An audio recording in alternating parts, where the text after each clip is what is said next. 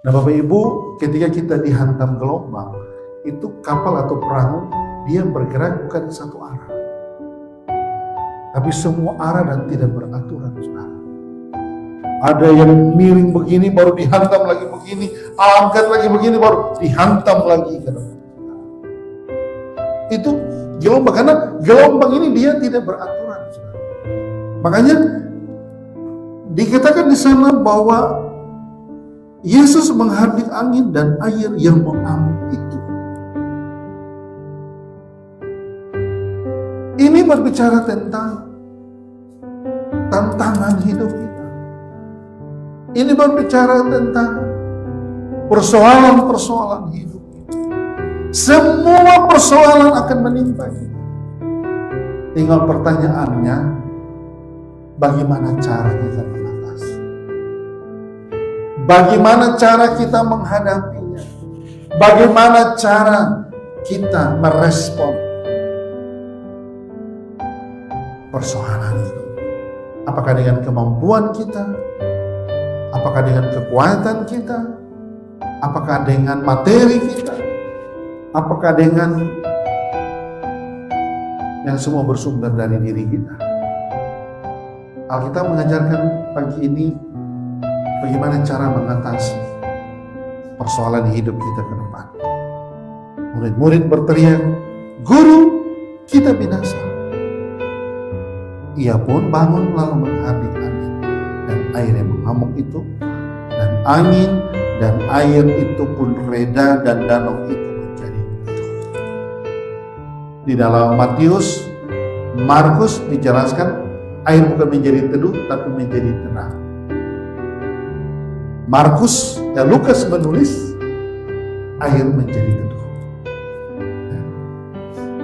Ini ada perbedaan kata di sana. Danau itu menjadi teduh. Itu berarti seketika itu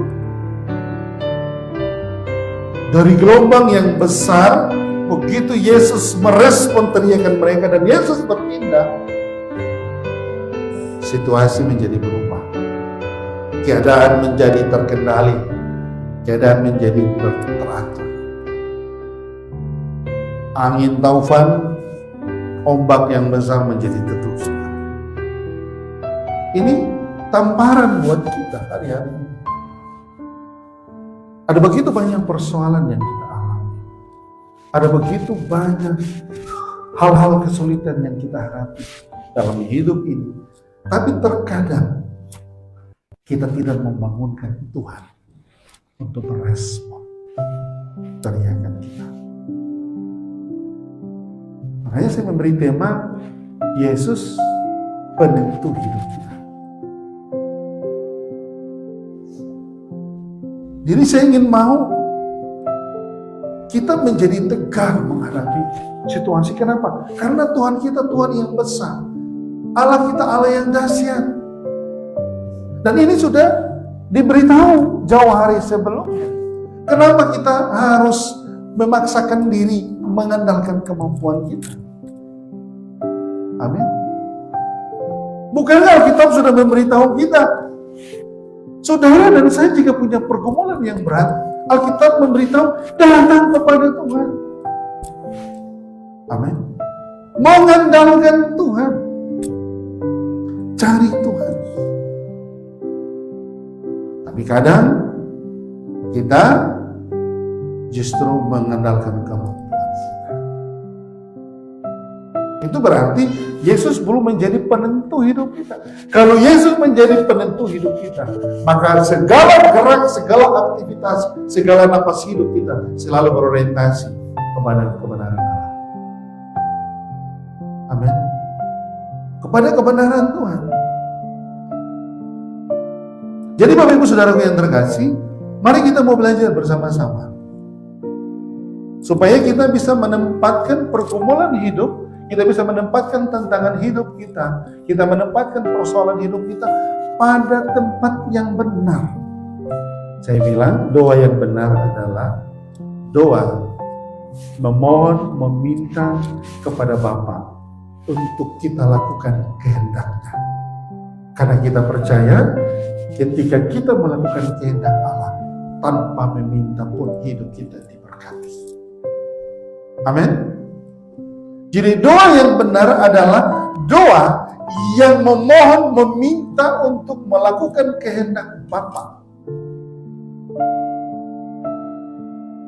Bukan memaksakan Allah mengerjakan apa yang kita inginkan. Itu doa yang benar adalah doa memohon, meminta kepada Bapa untuk kita melakukan kehendaknya.